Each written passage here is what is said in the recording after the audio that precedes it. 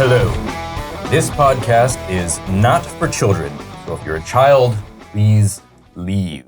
This is not for you. Damn it.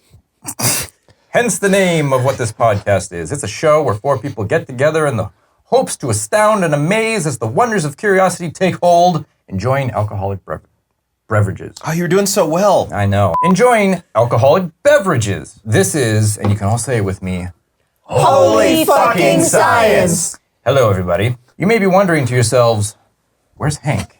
And who the fuck is this guy? He's not here. Usually he will be. My name is Lou Winkler. I'm the director of HFS, and I work on SciShow as well. Today, with us, we have the producers of Crash Course, Nicole Sweeney, and... oh, no. What are the titles? We're both Yeah. Both producers. Okay. Yeah. You were just sitting here like... Well, I expected you to go around that way. Was my That's my excuse. yeah. Okay. We Not have, that I think I always go first. so it's Nick Jenkins, Nicole Sweeney, and also joining us, our producer of SciShow, Yeah, Stefan Shin. that's me. Yeah. How are you guys? Good. You know? I ran here, okay. so I know. I'm a little... I'm wired and ready to go. Okay. I had a couch delivered, and it's wonderful. So, to determine the route that we were going to go, I like that. because this episode is about transportation, I want to ask you guys, when was the last time you rode the public transit? That would have been D.C. San Diego in April, When did we go to D.C.?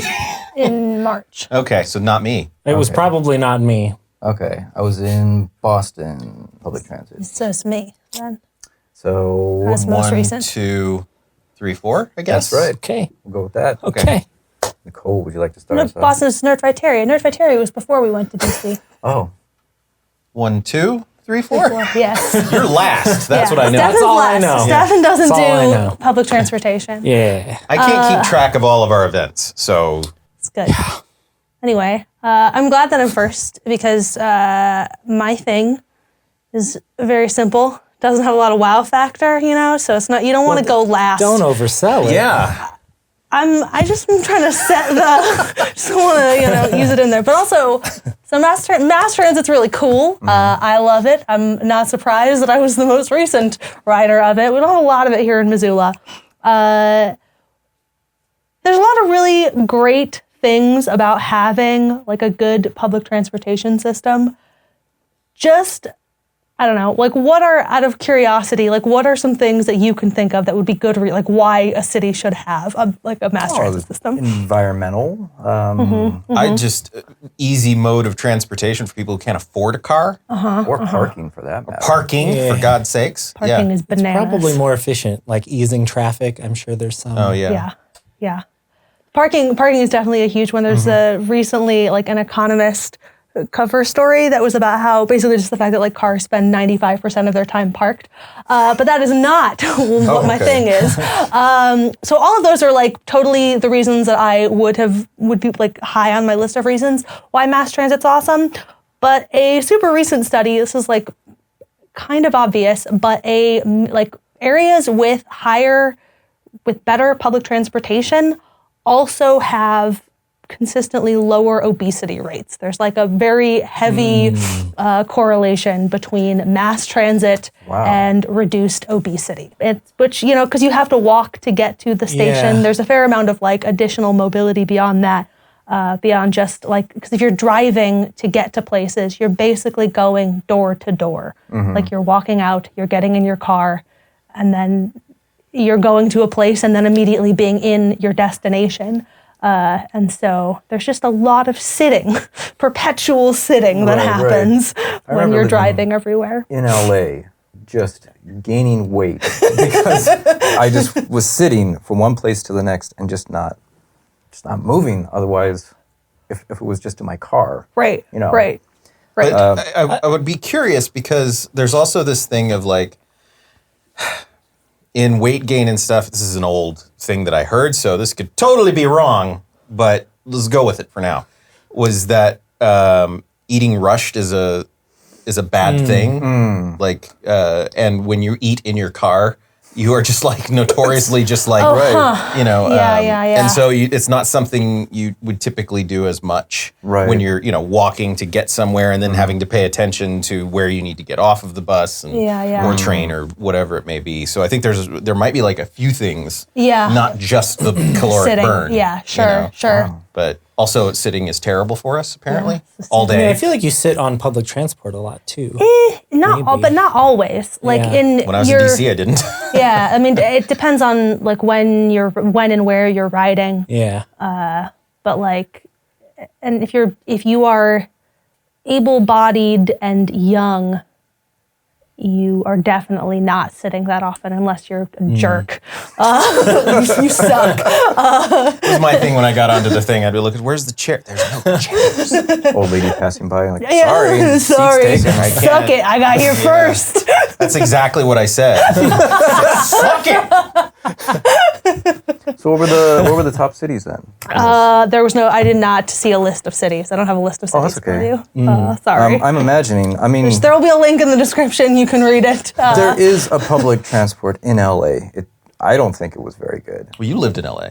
Yeah, it's not great. It's definitely not something that I ever used when I was living there. But to be fair, I lived in the valley, and so like less access. But they're definitely improving it a lot. So like I did actually. That was also I took trains to and from San Diego. I also took the train up to Union Station and then out to the valley.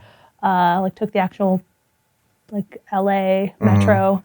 San Francisco was on par. It was just like, where do you need to go? Yeah. We'll get you there quick. I think Paris has there's specifically it's like that every building must be, I don't know the number, it's like something very, very small, like a handful of blocks that like every building needs to be within certain distance of the nearest metro. Like the system was designed specifically so that if you're in the city limits and you can walk outside of a building and be at a Right. metro station. Yeah, definitely working in accordance with city planning. Yes. Helps. City planning Transit.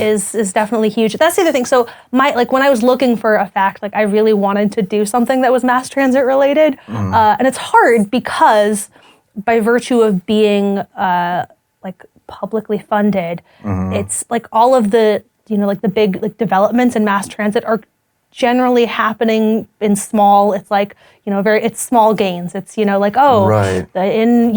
In this city, they're using like articulated train cars and that reduces congestion by 10%. So like, New York is going to start adopting the articulated train cars or whatever. It's like, it's small things like that. And like building off of what happens elsewhere because like that's the inevitable result of a public works project. Yeah. And but, like, comparatively. But it's important. Yeah, definitely. Especially when you're comparing public transport versus privatizing that public transport. Yes. Was it the UK that ran into problems with that because it was a money-making thing and not for the better good of society? So they cut corners where they could, and it ended up being a shit show. Not great, turns out. I'm shocked. Yeah, I know, right? Right. So, But did it make money? well, That's the real That's question. true. here. Was the to, point and of then- it to make money, and did it make money? no, I don't think it did. Okay, if it didn't Yeah. make money, then yeah, it was a total shit show. Yeah. But if it made money, even if people died, if it made money, then it succeeded. Yeah. Pave over it, right? Suck it. When I was looking for like history of like mass transit, I was looking at like pictures of the first, like, so London was the first city that had an underground system of any sort, and like there's stuff from like the opening day. I think it's like 30,000 people basically all like showed up to be like to ride it or whatever, and it's basically like a wooden wagon, like an open. I was looking at it like, what the hell is this? It's There's like people pulling it on the other end. It's I mean there's Children, probably. There's children pulling it from the yeah. But it's really it's wild how far it's come, like how far we've come from that. Because that was basically just like adapting systems that were about moving freight to be like, oh hey, what if we moved people instead of Stay with me now. Right. wild idea. But yeah, it's cool. It's real cool. Yeah. Always Fascinating. looking science. Yeah. To follow up on that study, actually. It's a big thing. Like we had a conversation about this just before before this because I was waiting for the person to deliver my couch and I was very angry. So we were talking about public transport, and it's not something I want to use because of where I was raised. Not how I was raised, but where I was raised. There was no public transport. The nearest town was 30 minutes to drive. So it was a very small town in California, and to have independence, you needed a car. Right. And so to me now, the idea of using public transportation, apart from this sort of weird privilege of, being able to have my own car and whatever, it just sounds like so inefficient and so like it just seems like a bad idea. But then the more we were talking about it, the more like, well, no, that's because I was raised in a world where that didn't make sense. The specific example that he gave too was having the feeling that like if you're not feeling well, you can just leave. And like the times that I've lived in cities with good public transportation, where I wasn't driving, where I was taking the public transportation, I never once I always felt that if I'm not feeling well, I will hop on the metro and go home. Like that's just as easily as I would now get into a car. I'm gonna add to that though that if I'm feeling sick, the last place I want to be is on a thing that's doing this with other people who probably smell. Sure. Like not bad, but they all have smell, right? Like if I get into my car, it's just my smell. So this is part of the upbringing with the instilled bias of. Well, it's just a very isolating, Sure. It's just, you need to go somewhere, you get in the car and go. Right. It's not, it's not a thing where you have to navigate other people's schedules really or anything like that. It's like that was the world I grew up in. We got a really small bus system very late, like right before I went to college. But even that, it was really small and did only like one loop of the town per day or something. Right. Like it was really... I'd be really interested in knowing if the advertisement campaigns for car companies are less in bigger cities than they are in more... Probably. That is a good question. Yeah. I would imagine so. Because it is an American dream to own a vehicle and have that freedom. Well, if you're in New York, Well, you're not gonna... Yeah. That's true. They're not gonna get you. No, it's definitely not. Or London. Like, you're not gonna do that. People, for some reason, I think, try harder in San Francisco to have a car. Oh, yeah. It's illegal to mix your recycled with your trash, so definitely. Yep. So it would be a weird paradigm shift for me to suddenly have to live in a world where I had to take public transport. I'm not saying I wouldn't grow into it and I wouldn't, it would just be a weird emotional thing that I had to get over. There's also things that I think are about our lives that are structured differently. Like your life is going to be structured around the way that you move about the world. And so like grocery shopping is kind of the most obvious example. Like how often and how much can you carry? How much you're buying and whatever. Like that stuff is definitely going to be greatly affected. And so shopping weekly as opposed to monthly Costco run. Like my apartment in Paris, like they were, I did have like an actual like grocery store like right around the corner from my apartment. So I definitely, and as an American, like I leaned on that pretty heavily. But there were also like, markets that's like fresh fruit and cheese and like whatever, also all in that same, like within a block of my apartment. I could get fresh. There was a shop that specialized in fresh kinds of produce, basically within a block or two, any kind of produce within a block or two of my house. Fresh produce. Remember that? I know. People who used to live in California. Yeah. Fresh produce. It's still fresh. No. Frozen fresh. It's freshly thawed, But you're not wrong. Then the last thing I was thinking of is like I have a job right now where I bring my dog to work every day, and that would drastically change. Sure. I think because I don't know. I don't know if dogs are allowed on trains. Places they are. Are they? Yeah, Paris Metro. There are always dogs on there. Yeah, Paris is that different. Are not like. I didn't see any in the DC one. I actually don't know. So yeah, DC's Metro.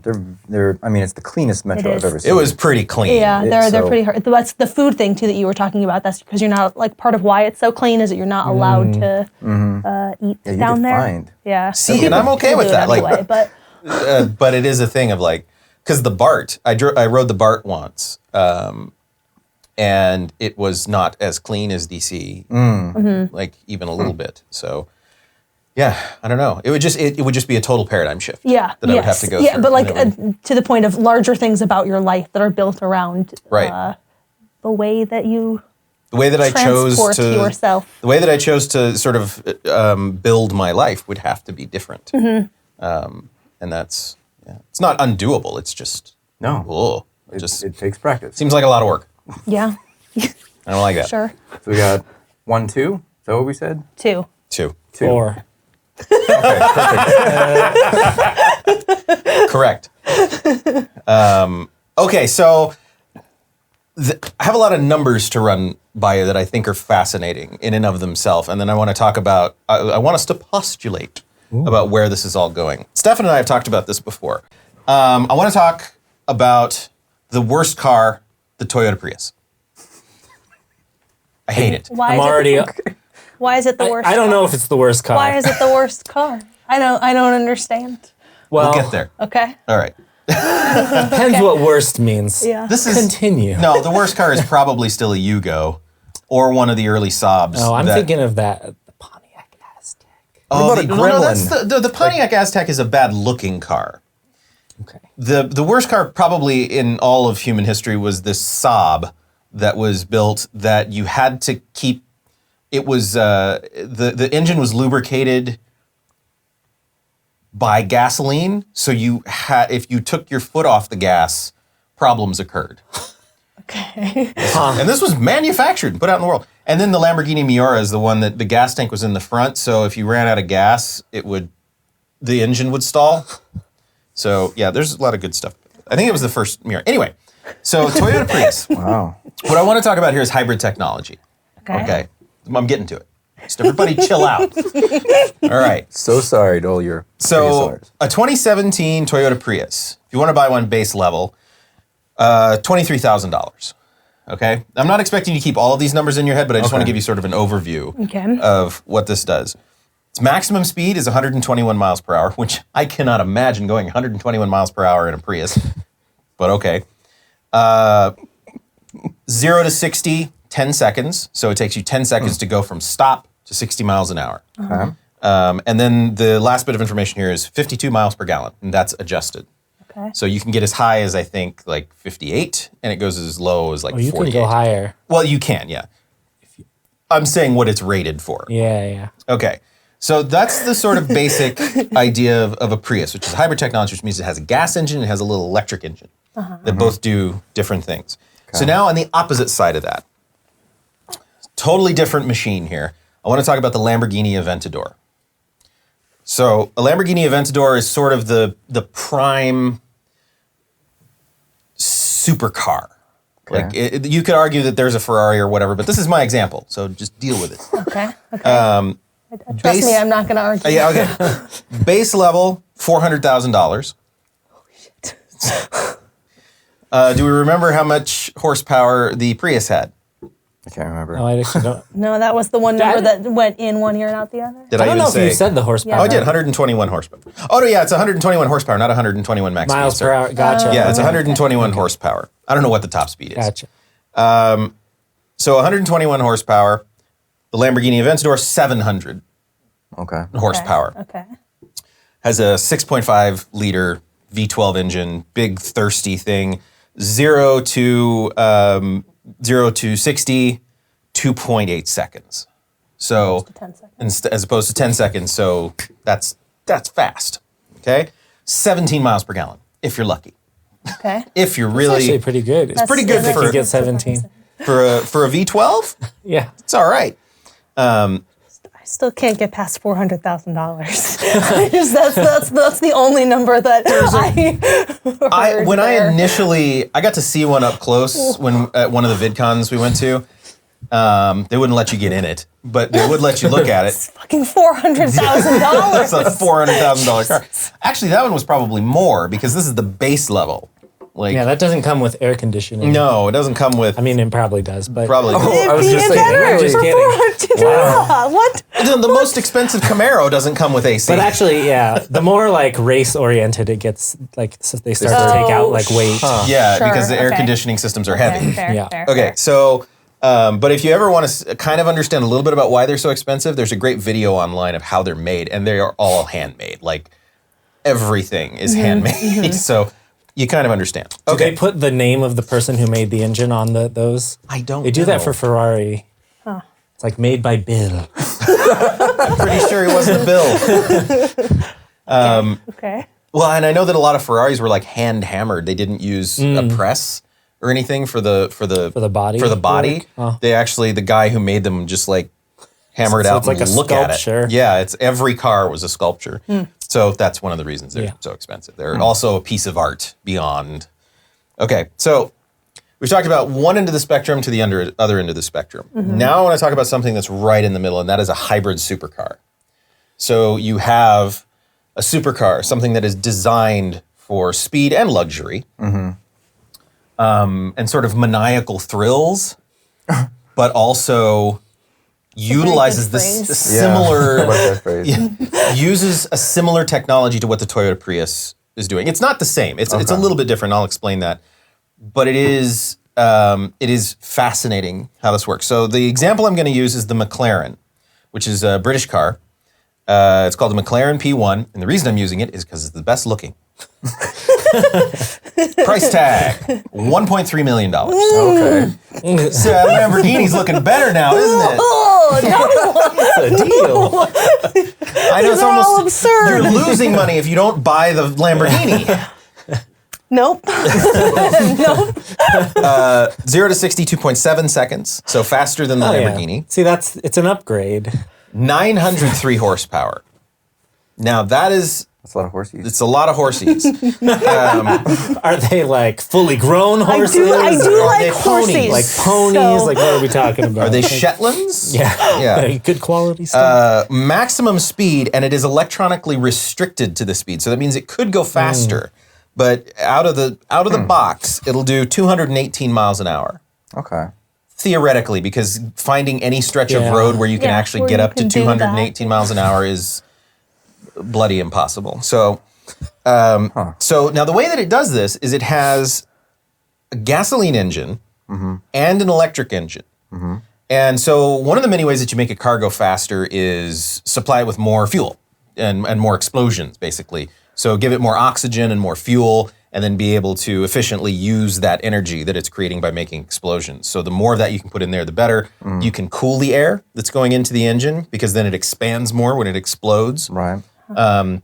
So like a lot of turbocharged cars, I don't know if yours is, but I know a lot of turbocharged cars have intercoolers to I think actually. they all do. Do they all have it? I think you Okay. have to, because once you compress the air, it heats up a Oh, bunch. that's a good point. Yeah. So This is the nitric boost. No. This is No. something else. no, can you? Basically, just a big air compressor Oh, that okay. the intake just sucks in a bunch of air, compresses it, and then you jam all that in the engine with a shitload of. It's holy fucking science. With a shitload of fuel, a goddamn cockload Yeah. of fuel. Well, that's too far. That's too far. Wow. Sorry. Not doing the graphics for that one.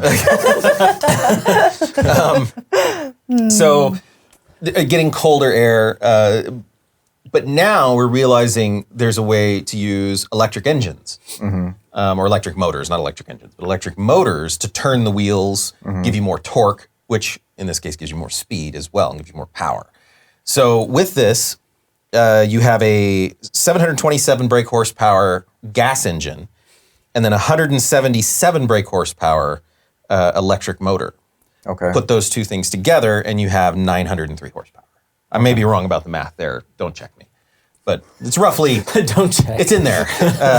That's kind of how the math works out. Also, when somebody says brake horsepower, that's the horsepower coming from the engine, not at the wheels, right? Yeah. Yeah, okay.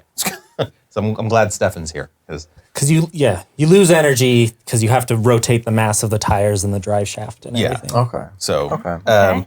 okay, so that being said, we now have a supercar that can go 218 miles an hour, 0 to 60 in 2.7 seconds, $1.3 million. It's a hybrid. It gets 35 miles per gallon. Okay. So That feels low. feels low. I mean, when you consider what a Toyota Corolla was rated for almost 38, 40 miles to the gallon. Yeah. I know it doesn't get the speed and horsepower. I guess. I'm thinking what more comparison are you making here? efficiency. In terms of the fleet that's available to consumers, Right. 30s is low. But it's terms of if we compare it to the Lamborghini, Yes. Gotcha. Yes. Okay. it is coming in But between. we go back to the Prius, which you began by shitting on for reasons you've yet to explain to me. Okay. Continue. I'm just saying, that's a hell of a thing because all of the supercars, like especially if you were racing them, but all of the supercars, they just get poor mileage because they're trying to cram more fuel to make more explosions. Sure. Okay. So this way, though, you don't have to do that. You can have a finely tuned gasoline engine that runs pretty efficiently for what it is, for what it does. And then you get that extra boost, that extra speed, that extra horsepower from electric power. Okay. And then, of course, you can also have the McLaren is one that can run only on electric if you want it to. So I think you can. It's not very far. I think you can only do like 60 miles on it. But it's a way that you can like Do a city commute. Yeah. Yeah. City commute in your $1 million vehicle. Yes. Okay. Thank Grocery you. shopping Excellent. once a week. You know, the engine's in the back, so you have this whole hood that you can put groceries in. I'm still, the Nicole's not Prius sold. and its $23,000 price tag. I get where you're going with it. Still, It is impressive. So my point here, and I do have one, is that the oil is eventually going to run out. Like, regardless of what anyone wants to say, the oil's going to go away eventually. For those of us that really love cars and performance cars and these sort of wacky, maniacal things, maniacal thrills. we're building to a point, because there are fully electric supercars now. Mercedes has one that it's putting on the market. That, right now, it's too expensive. It's too, it doesn't have good range. There's a lot of problems with it, but we're at the very start. Remember how much CD players cost when they first came out? No. Yeah, I sure don't. don't. Lou might, okay? I sure don't. Everybody shut up. Lou might.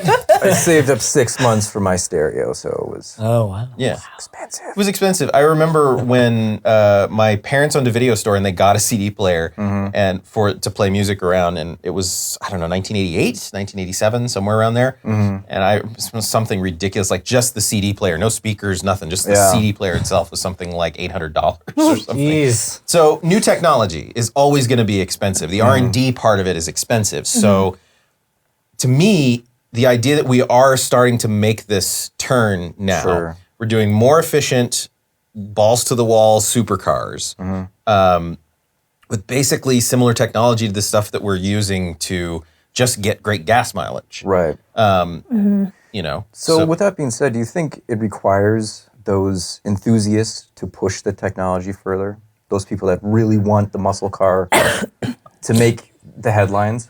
As a very uneducated person on that particular question, I will say yes. I mean, I'm thinking. I like to feel needed. Okay. Fair enough. So yeah, I mean, go ahead. Because that's kind of what Tesla's doing, is like making these really high performance things that like are completely separate from gasoline. And I think that has done a lot to make environmentally responsible transportation like sexy. Yeah. That is the thing. My problem with the Prius is not really too much about the technology, although I don't really like the battery technology in Honda's hybrid or in the Prius, because it's a big pollutant the way that they make it. But I understand you have to trade. There are trades that have to happen in order to make this technology work, and then you figure out how to make it less toxic. But the Prius is the most, with the exception of the Pontiac Aztek, is probably the most unsexy car Wait, so this is your big. You were promising at the beginning that you were going to explain to me why the Prius is the worst car, and its great failure is its failure to be sexy. Yes. Thank you. You made my point very clearly. No. You made Caitlin almost spit out her beer. I've done well today. Oh my God. Fair enough. But for those of us that really. Who drives the Pontiac Aztek, don't you? No. Reed Reimers. Oh yeah. Sorry, Reed. Reed Reimers, host of My boss, who is one of the people I respect on this planet Earth the most, drives a Prius, and she actually apologized to me when she bought it. She was like, "I'm so sorry I bought a Prius." And I was like, "It's fine, you do you." But I would never own a Prius. So it is unfair to be comparing the Prius to vehicles that cost $400,000 and $1.3 million. That is absurd. you are correct. No, it is totally absurd. And again, and on the sexiness rating, that's like, it's like, pull up Chris Hemsworth slides and let's play the Who's Sexier game. Okay? No. You know what? I'm not going to hurt a Prius's feelings. You just did. You just did. Sorry, just don't find you sexy. And tying their worth to their sexiness, Nick, I object. I get it. I mean, I think there is something about the beauty of a car that I find important. And the well, not necessarily the beauty, but the design of a car. Sure. And Prius. It's not holy fucking sexy. To that end, the design of a car, I feel like the Ford Pinto loses. No, I'd still go with a Prius. Even though it explodes. That's not anything to do with. oh, was it the Pinto? I think I was wrong. I said the Gremlin. The Gremlin didn't explode, or did it? No, the Pinto did. The Pinto did. Yeah. Okay. Yeah, I only remember that because there was a joke in Top Secret. Well, literally, it doused the people riding in the car with gasoline because they had the tank in the back. And Yeah. Yeah. Anyway, my point with all of this is I'm happy that something as horrible as the Prius can make something as wonderful as the McLaren P1. And that someday we're going to merge and we're going to actually get affordable. I imagine that we will get something that is much more affordable than even a Tesla. Because Tesla's even coming down in price now. But all of this is based on this same technology, the idea of that we can do this with electric power. And there are other conversations to have, like where's that electric power coming from? Mm-hmm. Obviously, if we're still burning coal to get it, that's a problem. Right. And Lord knows I do not want anything to do with nuclear power. So, right. Yeah, solar powered. Look, you need to listen to a podcast about Chernobyl. And I was like fine with nuclear power until I listened to a podcast about Chernobyl and was like, oh my God. Next time, holy fucking science, Chernobyl. Precisely right. Anyway, there's my spiel. Holy fucking science. Holy fucking science. Okay, we are in the middle of the podcast, and I'd like to take this opportunity to thank our sponsors, Big Sky Brewery. Woo! Big Sky Brewery. Crisp, party in your mouth, with a slight hint of after party. I did it for that reason. I don't want this anymore. No, you know what I mean. Not that after party. The after party of just enjoying yourself, having a good beer. We've been to different parties. Okay. Not okay. Big Sky Brewery. Yes. Yes. I never read these little slogans on here. What do you Always have? drink upstream from the herd. Yes, Big Sky Brewery. Always drink upstream from the party. Yeah, well, that's true. I mean, That's true. Yeah. We did a SciShow about how the rivers near music festivals are not where you want to get your water. Oh, Because of the amount of Sure. like LSD and like whatever Yeah. else seeping into the water. Oh. I mean, maybe you do want to get your water there. Then I don't know. No. Wow. Depends No. what you're Plenty of into. test I mean, even if samples, I'm that's what you're after, that's not where you not don't the want way to to get do it. don't get That's it not in the your way to do water. I was gonna say, if I'm gonna do LSD, I want to like be fairly certain that it's good LSD. I don't want to just be like, I'm sure there's some LSD in here.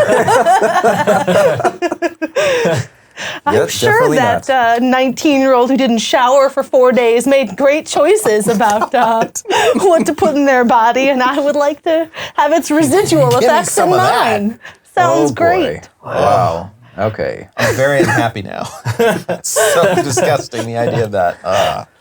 I'm a number 3. Number 3. Yeah. Number 3, because he's last. That's right. Math. I did it. So you've all heard the term astral projection. I have heard it. I've seen Doctor Strange. I don't know if I'm like 100% familiar with what that means. Basically, you are able to be in 2 places at once. You have your physical self in one plane and your spiritual or mental self. Basically, there's 2 different planes that you're able to live across. In Tokyo, University of Tokyo, they have not done astral projection, but they have done what's called haptic holograms. 2 objects that interact with each other based on ultrasound feedback. So basically, there's 2 different chambers. They put an object in the chamber surrounded by an ultrasound feedback resonating what's in that 3D space, a 3D camera so they know what's going on, and a projection like a mirror at a 45-degree angle, pushing the projection to another chamber so you can see that reflection. That chamber also has an ultrasound feedback and a 3D camera. Basically, if you put your finger into this chamber and try to touch the hologram, you will get, based on the other chamber's 3D resonance, the ultrasound feedback and push the hologram to push the actual object out of the chamber. Whoa. And you can feel it. So another example is people in 2 different places putting their fingers in these chambers. They can feel the reflection based on that ultrasound. Of each other's fingers? Yes. Hologram. Hologram. I mean, holodeck is what I was trying to say. Yes. I'll get there. I was thinking more like hollow dick. Well, that is the natural progression. Sure. Yeah. Like, I don't know. Again, that was the least believable thing about Star Trek was that nobody was doing porn. to push the technology. Yeah, you know. So that's what they're working on. So it's called Hapticlone is what this device is called. There are other companies working on a suit for this type of technology. So getting back to what you were saying, if you're in a virtual environment, it could do the same thing. But basically, having that ultrasound technology that resonates with that 3D space, I thought was pretty fucking cool. Yeah. I just don't. I'm like, what? So Is the object an actual? it's an actual object in one chamber, Okay. and it's taking So that it's not like a hologram of an object. The hologram is the other is the second chamber, yeah. Okay. And you try to touch that hologram, and you're getting the feedback based on where you are in that 3D space to where this is in its 3D space. And it will push the object and you can feel it. You guys need to do an actual SciShow on this so that one of you also creates graphics about this. Yeah. I'm like, where's the helpful explanatory graphic? I know, hand gestures don't do it. Do a thing here, and there's a thing. Well, this makes me think about exploration, and like the idea of like maybe you set, I don't know, you set up a rover or a robot to set up one half of this thing on Mars. Right. So you can actually go in and start looking closer at rocks, or something. I don't know. Or just any environment that is hostile, right? Like, I think that could be a very good use for it. Yeah, absolutely. And porn. And porn. I was thinking more video games actually, because I feel like you could. I don't know. With the haptic suit, having that technology. Absolutely. Cool, like so immersive. Actual immersive, like I haven't done VR. Have you guys? Any of you done VR? You've done VR. Have you done? I don't do that shit. Okay, I don't either. It makes me sick. Yeah, I'm even 3D shooters make me sick. So I'm pretty sure VR would mess my brain up. But I'm thinking this idea sounds like exactly what I would want for Farmville. For farm, yes. I can feel the carrots. I got a pig. Well, basically, with the use of technology, that's we're you should pushing. Not be a farmer. We're pushing that astral projection, basically. Weird. From the use of the telegraph to the telephone to Skype interviews We're moving more into a tactile universe. That's holy fucking science. I thought so. I didn't know that had happened. Like They were working on the ultrasound thing, feeling 3D objects, but not combining a hologram. This is the with thing that our kids are going to be like, Dad, it feels so good when you put your finger in this thing, you can feel the thing. And I'm like, I don't get it. I don't like this. When I was alive, you took that I mixed two things. It was not the best. I didn't like. This is going to be the thing, though, that makes us seem like the old people who don't understand the new wave of technology. I feel like so far, I'm a little older than everyone here, but I feel like our generation is close enough that our generation has done a pretty good job keeping up so far. Yes. But I feel like I agree with you that like this is the one that we're gonna be like, can I have my phone? Yeah, where's my 2D surface? Yes. I know how to do this. I can swipe. I can do 2-finger gestures. But I don't know how to touch the hologram. I don't know. I don't get it. Yeah, I guess if you're cross-eyed, that might be a problem, right? You have a perception issue. You're like, I'm touching the wrong part of the hologram. This is a side note. My brother is blind in one eye, and so this whole move to 3D and movies has really pissed him off. Yeah, I could imagine. It's really annoying. Anyway, side note, but it goes back into that. This is the first like VR technology idea that I've actually been excited about. Like, this could work for many reasons. Shut up. Yeah, there's plenty of practical uses. Porn. And porn. You talked about porn last time you were on the show. We can't go back. Yeah, but it's a moneymaker. That's true. You got to That's go with true. those enthusiasts It gets to the push clicks. technology. Anyway, okay. Well, That's great. That's holy fucking science. That was like a slower, like a lower, quieter holy fucking science. And I'm like, what? Trying to figure out what the hell is going on here. I was waiting for to be, I don't know, like a just no kidding. No, they didn't do that. I was just like, what? no, I wouldn't. No, I figured I you would. I would. I'm like, Lou would totally do that. It is so unbelievable though, like because that's kind of the holy grail. That's been what we've been trying to do is with VR for a long time, and to think that we've kind of cracked it with something that we hadn't really been talking about previously. My backup was teleportation, but you're just gonna have to wait till next time. Oh man. Well, with the help of my hand gestures, hopefully the live streamers can. Yes. Those of you listening to this podcast, I'm sure really enjoy our hand gestures. So next. All right, number 4. So Not number 4. You're last. That's an important distinction. Wow. I just want to point out that somebody thought that when Lou said astral projection, they said asshole projection. Yeah, that's a whole project other the discussion. assholes, Whole my nother God. I discussion. feel like Nick being like, last. does that mean like if you could assholely project, you would not need to leave your seat to go to the bathroom? Or would it just feel like you didn't need to leave your seat? No, you would definitely need to leave. You still need to leave your seat. Look, All right, don't judge me. Call me Just- when I don't need to leave my seat. No, I'm just saying that's oof. I'm thinking of Jackass. If anyone's seen that, What definitely happened. happened? Asshole projections on Jackass. Oh yeah.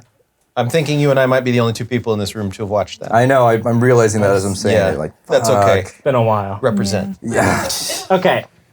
So, how many people here experience car sickness?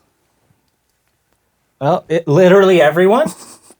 Joe, Some you people, Jack? maybe. I'm a sometimes. Backseat going on those California Okay, a couple roads. people. Yeah. So most of us. Mountain driving. Yeah. I used to not have any motion sickness. I had like seasickness pretty badly, but like cars didn't bother me until like I got old.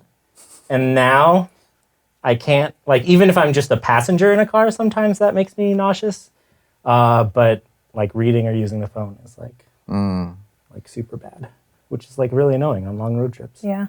Well, yeah, because you love road trips. Yeah. Well, But I you're usually driving. drive You're on on a road driving. trip, so it works out most of the time. Books on audio. Yeah, audiobooks. So when you're getting motion sick, it's essentially like a disagreement between what your inner ear is saying about what is happening and what your eyes are saying about what's happening. So either you're seeing motion or it's motion that is felt but not seen, which is like reading in the car. Motion that is seen but not felt, so like VR or watching Cloverfield at the theaters or Blair Witch Project. And then this one I thought was cool is you can also get motion sickness from motion that is seen, but which is different from motion that is sensed by your ears. And that would be if you are in a rotating reference frame moving. So like you're on a space station that's generating gravity with centrifugal force and you're moving within that environment. There are like effects that can cause your ear to sense motion differently than your eyes, which is weird. That's not the thing. Okay. I like it. It's a build. Yeah, building up to it, guys. But so we kind of know like what triggers motion sickness, but we don't really know why like our bodies do this evolutionarily speaking. Like why do we have this response? Like what advantage is it? And so we don't actually know, but the most common theory and the most like I guess widely held theory is that it's to protect us against poison. What? And so the idea is that your brain thinks that because you're getting these different signals, you're hallucinating. Oh, okay. Because you ate something that you shouldn't have. Huh. And so its response is, I need to vomit. Yeah, I need to purge it. Wow. Huh. Holy fucking science. So driving is poison. Is that That's basically Reading what while I'm saying. driving. Unless it's a Prius, Gotcha. Right. then it's okay. Sorry. It's all right. I feel ganged up on, but that's all right. I feel really attacked, but it's fine. It's fine. Other than, But yeah, so that was the main thing. I just thought it was interesting that like this is one way in which our bodies are not like built to like for all of the weird things that happen in the modern world among other weird we have built a world that our bodies are not properly adapted for. Yeah. That's. I mean, that seems about as accurate as I think anything has ever seemed accurate. We've built a world that we're not supposed to be in. Get ready for those implants. Turn that shit off. Right? Yeah. I don't need implants if I can touch the thing. I think. What? Maybe. Wait, what? I don't know. Trying to tie it all together In our hybrid cars. in our hybrid Oh, cars. so if you're wearing like the suit that thinking, makes like- you feel the correct motion. a brain implant or something. Is that what you're talking about? That's yeah. Like, yeah. As soon as we turn more robotic, Like we won't have these the Matrix. physiological Yeah. responses. Yes. Or I would wonder if there's a way to turn that off in your DNA. Oh. Maybe because there are people who are more susceptible Yeah. to it. Have inner ear. I did issues. see Yeah. there was a paper where they had studied people. The sample group was people who had done 23andMe. Sponsor of SciShow. But I don't actually know what conclusions they came to. So I was like, this paper does not contain the information that I need, so I moved on. But I saw that they had looked at it using like genetic data. So I feel like that was my whole day of researching this. Yeah. It's neat. I Yeah. do not need it. don't need it. Yeah. Yep. But I guess about, I think according to that one, about a third of people have extreme sense or like highly sensitive to motion sickness. Yeah. Most people are in like extreme circumstances. Right.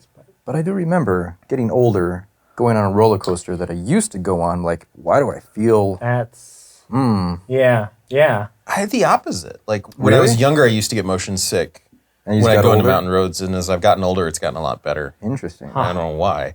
My body Genetics. wants to get poisoned at this point. No, you'll be fine. Wow. It's interesting though, because I don't know if I would want to turn that off.